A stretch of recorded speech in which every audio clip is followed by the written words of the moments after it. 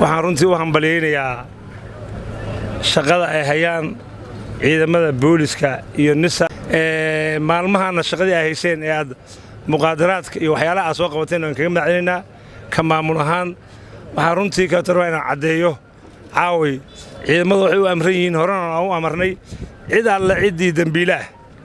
nuucay rabtaa noqoto in la soo qabanayo ciddii ka daba timaadana ay la mid noqonayso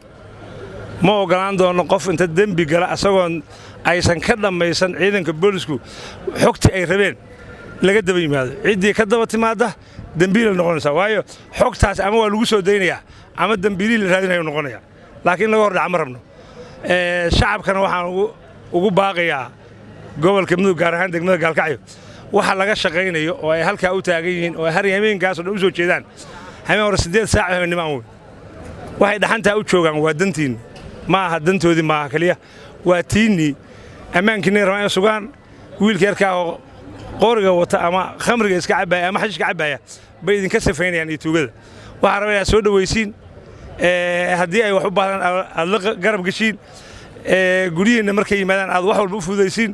adinka intaas aan faraynaa marka u horeysa waxaan rabaa inaan u hambaliyeeyo ciidamadan huwanta ah oo habeenkii saddexaad markii toddobaadyadan hadda la soo dhaafay aan dib u eego habeenkii saddexaad howlgalka ku jira wax badanna ka qabtay wax badanna ka bedelay magaalada sida qamarada iyo daroogada kala duwan iyo qoryaha sharci darrada magaalada lagu wato iyo shaqadii ay qabteen oo sida muuqato oo hufan u socota inaan ugu hambaliyeeyo ciidamada iyo saraakiisha hogaaminaysa waxaan leeyahay hambaliyo waxaan idinku baaqayaa inaa arrintan sii wadaan dalkiinna iyo dadkiinnana u shaqaysaan amni darrada iyo daroogadu waa laba shay oo dadka bulshada ah iyo dadkoo dhanba saamaynaysa oo cillad weyn ah weeye daroogada waxay ka mid tahay dembiga koobaad markuu qofku isticmaalo dembi kasta ayaa u bannaanaa inuu galo maamulka waxaan leeyahay labadiisa dhinacba in ciidamada gacan la siiyo la taageero oo energy loo sameeyo oo lala shaqeeyo oo la dhiirogeliyo oo waxyaalaha ay u baahan yihiin ka tiirisaan baa idiin soo jeedinayaa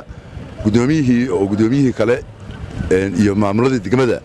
wakiil ogaaba halka jooga guddoomiye intaasaan kuu soo jeedinayaa anoo maaragtay raba inaad maamulada adigu wakiil ka noqotid in gacan la siiyo ciidamada iyo amniga iyo shaqadooda waxaan idinku boorinaynaa inaad shaqadan qabataan una madax bannaantihiin dembiilayaasha inaad ciribtirtaan haddii alla idmo raalli baana ka nahay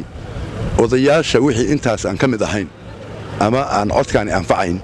iyo bulshada qaybaheeda kala duwana digniin baan siinaynaa in ciidamada aysan ka hor imaan kana dabagelin dembiilayaasha dembi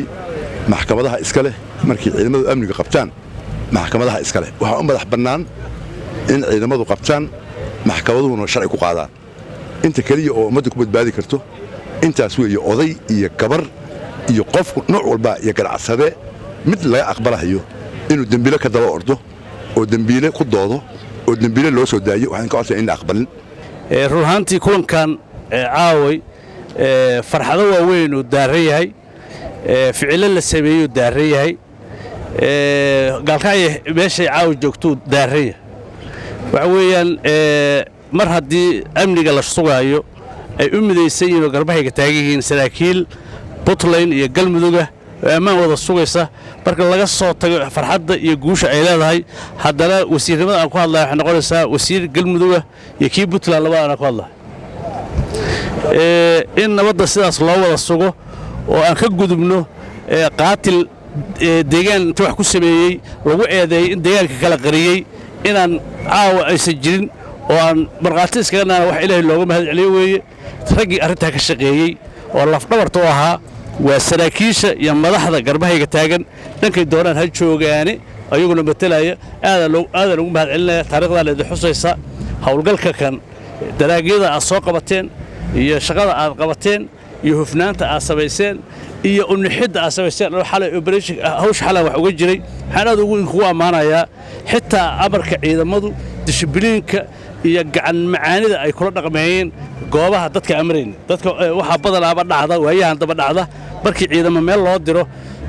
dadka way isku dalaan way handadaan gacan aday kula hadlaan afkii aad kula hadlayseen iyo gacantii aad sacabka marinayseen iyo soo jiidashadii bulshada aad tusayseen inaad dantood ka shaqaynaysaan waxaanu markhaati iskaga leh xalam waxaana lala daba joogay baraambur iyo sacab wuxuu ku yimid